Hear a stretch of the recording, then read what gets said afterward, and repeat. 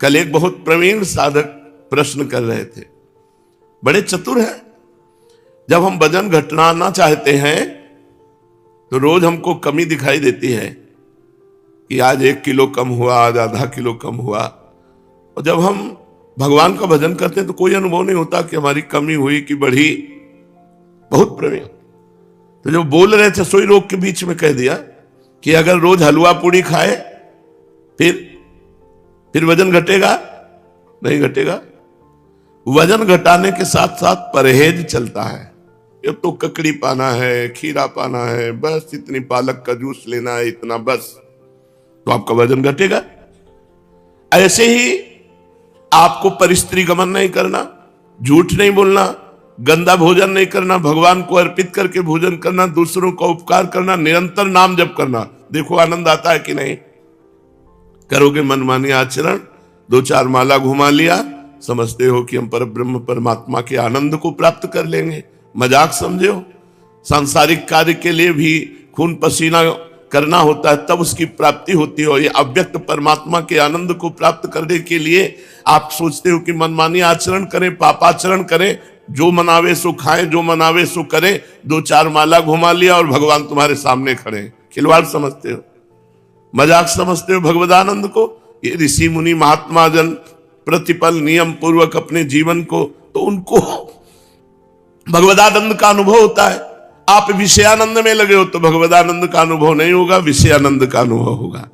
यदि आपने सर्वस्व छोड़कर केवल भगवान को अपना मान लिया है तो जिनका वेद नेति नेति कह के वर्णन करते हैं, अर्थात पूर्ण वर्णन नहीं कर पाते हैं, वो पूर्ण परमात्मा अपने भक्तों के पीछे डोलता है, अपने श्रीमुख से उनकी बड़ाई करता है, पूरे संसार में अपने भक्तों का यश फैला देता है। और राई सो गुण देखत गिरि सम दोष न मन महा आनत, थोरे ही रति करत बहुत बहुदीने तनक न मानत, हरि दासनी के बस हुए जानत, हरि दासनी के बस हुए जानत। जिसने अपना सर्वस्व भगवान को मान लिया तो राई बहुत छोटा दाना होता है। अगर राई के समान सेवा भजन बन जाए तो भगवान उसे सुमेरु के समान मानते हैं, गिरिशम। और पहाड़ के समान दोष हो तो भगवान मानते ही नहीं। ये उस भक्त की बात है जिसके जीवन में भगवान के सिवा और कोई नहीं है। और थोड़ी सी प्रीति भगवान से तो बहुत करके मानते हैं, और बहुत भगवान उसे देते हैं तो मानते नहीं कि मैंने कुछ दिया है। ऐसा अपने दासों के साथ भगवान व्यवहार करते हैं। जान राई अभिमानी दीननी तब ही हंसी पहचानत, सर्वसु देत भुराए ही कपटिन सो चतुराई ठानत। जो अपने को बड़ा ज्ञानी समझते हैं, बड़े अभिमानी हैं, कभी भगवान उनके सामने नहीं आते। जो अपने को दीन मानते हैं, अपने को सब तरह से हीन मानते हैं, हंसकर भगवान उनसे पहचान बढ़ाते हैं, भगवान उनसे मिलते हैं। जो भोला होता है तो सर्वस्व दे देते हैं, और जो कपट करके चतुराई करता है तो ठाकुर जी से बड़ा कोई चतुर ही नहीं है। छाया भी नहीं छू सकता ठाकुर जी की। संतन के अपराध क्षमत आपनु कर्तव्य ही रानत। जो भगवान के निज जन हैं, अगर उनसे अपराध बन जाता है तो भगवान उस अपराध को क्षमा करके अंगीकार करते हैं, क्योंकि इसका मेरे सिवा कोई है नहीं।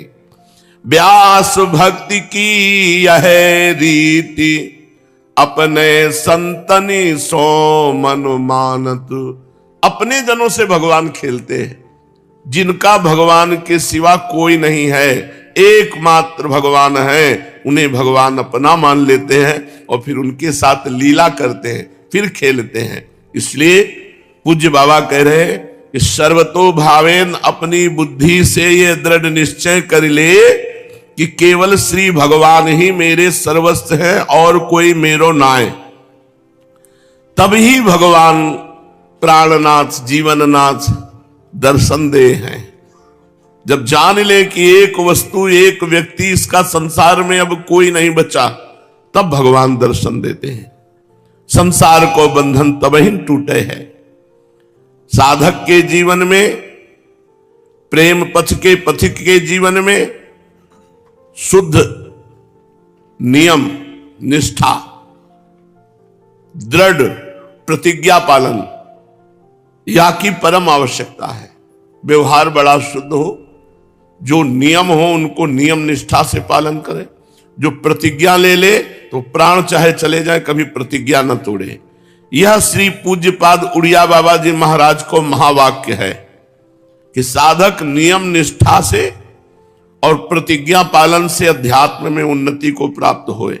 जो प्रतिज्ञा ले ले कि आज से अब ये नहीं करेंगे तो चाहे प्राण चले जाए, अपनी प्रतिज्ञा न तोड़े। जो नियम ले ले उससे नियम निष्ठा पालन करें। प्रथम प्रधान वस्तु है भगवान में अपनापन। प्राणी मात्र में भगवान को देख लो। श्री भगवान प्राणी मात्र में विराजमान है। ये बहुत ब्रह्म सूत्र समझो। भगवान से अपनापन और सबके हृदय में भगवान विराजमान है, ये बात हर समय याद रखो। जहां किसी से राग हो रहा हो तो भगवान विराजमान है, द्वेष हो रहा हो तो भगवान विराजमान है, तो आपका राग द्वेष तत्काल नष्ट हो जाएगा। अगर भगवान से आत्मीयता नहीं कर पाए तो अनर्थ, महा अनर्थ हो जाएगा। बड़ी जल्दी भगवान से आत्मीयता प्राप्त कर लो। आज तुम स्वस्थ हो तो भगवान से अपनापन कर लो, भजन कर लो। नहीं अनर्थ, महा अनर्थ। अभी शरीर स्वस्थ है तो भोग वासना, भोग खेल दिखाई दे रहा है। जब शरीर अस्वस्थ होगा तब भजन हो पाएगा? नहीं, बिल्कुल भजन नहीं हो। जब तक तुम्हारा ये शरीर स्वस्थ है तब तक भजन कर लो, नहीं तो भजन नहीं होने वाला। ममता शरीर में, आसक्ति भोगों में, तो अगला परिणाम जन्म मरण। जीव को जन्म जन्म को स्वभाव है यही। देर लगे है। निवृत्ति मार्ग के साधक को काहू से ममता नहीं होनी चाहिए, किसी से भी ममता नहीं। ये कब होगा? जब सब में भगवान देखोगे। कहीं आसक्ति नहीं। ये कब होगा? जब सर्वत्र भगवान का दर्शन करोगे। आसक्ति, ममता, मोह होना, यही बंधन है। किसी वस्तु से आसक्ति, किसी व्यक्ति से ममता, किसी पदार्थ से मोह, किसी सगे संबंधी से मोह, यही बंधन है, यही बंधन है। और जब आसक्ति, ममता, मोह ना रहकर केवल भगवान से अपनापन, यही प्रेम है। जब प्रेम हो जाए है तब कछु करनो नहीं परे है, स्वतः ही सब कछु होतो रहे है। अतः अपनो परम कर्तव्य यही है कि अपने जीवन धन सो अपनापन हो जाए। निरंतर अभ्यास करे भजन का कि प्रभु प्यारे लगने लगे। और जब कोई तुम्हारे या कार्य की प्रशंसा करे, बहुत बड़े भजनानंदी, बहुत बड़े त्यागी, किसी से कोई मतलब नहीं रखते, तो समझना चाहिए कि ये हमें सुझाव दे रहे हैं कि हमें और त्यागी बनना है, हमें और समिटना है, हमें और भगवान का भजन करना है। यदि कोई निंदा करे तो समझना चाहिए कि हमें सावधान होना है। ये जो निंदा कर रहे हैं ये दोष हमारे अंदर आने न पावे। न प्रशंसा में राग, न निंदा में द्वेष। प्रेम बलिदान चाहे है, सर्वस्व को बलिदान चाहे है। प्रेम बलिदान को अर्थ है अपने को और अपने माने हुए संसार को प्रीतम के लिए समर्पित कर देना, अर्पण कर देना। अपने प्रीतम के अतिरिक्त अपने पास कुछ न रह जाए। अगर पूछा जाए तो हृदय से एक ही उत्तर निकले, श्री भगवान। आपका कौन? श्री भगवान। आपके पास क्या? श्री भगवान। आपके पास कुछ नहीं भगवान के सिवा। यही प्रेमी का बलिदान है, जो कुछ अपना माना हुआ है अपने सहित भगवान के चरणों में समर्पित कर देना। दूसरो अर्थ है समस्त इंद्रियन को विषय सो हटाए के प्रभु में लगानो, अर्थात अपनी समस्त इंद्रियन को विषय एकमात्र श्री जीवन धन प्रभु ही रह जाए, तब होए है प्रेम। केवल श्री भगवत संबंध सो ही काहू सो बात करो, अन्य कोई संबंध ना है। अपने शरीर तथा स्वार्थ के संबंध से भी बात मत करो। प्रेम की ही कामना, प्रेम की ही लालसा होए, याही के ताई पूरो प्रयत्न होए। प्रयत्न होए काहू प्रेमी संत के सहारे से, अकेले वो भी नहीं गिर जाओगे। काहू संत को आदर्श मान गए, संत के प्रति अपनो भाव बढ़ावे। कोई संत कृपा करके अपनो संग दे हैं, तभी यह अलभ्य वस्तु प्राप्त होए है। अगर संत संग मिला है तो समझो वो कृपा करके अपना साथ दे रहे हैं, तभी यह अलभ्य बात प्राप्त होए है। रात दिना याही को चिंतन करो, यह न भूले कि शरीर या में पूर्ण बाधा है प्रेम में। आठों प्रहर शरीर को भूल के अपने प्रभु में तल्लीन रहे, तब होए है प्रेम। तीन ठौर ममता अवश्य हो जाए, एक हरि में और एक गुरु में और एक हरिजन भक्तों में। तीन जगह ममता होए तब प्रेम टिके है, भगवान में, गुरु भगवान में और भक्त भगवान में। ये तीनों भगवत स्वरूप है। हरि गुरु भक्त, इन तीनों में ममता होए तब समझे कि हमारो प्रेम टिकेगो। खूब भजन को दो ही फल हैं, भगवदानंद की अनुभूति और सम्य भगवत साक्षात्कार। ये भजन को फल है।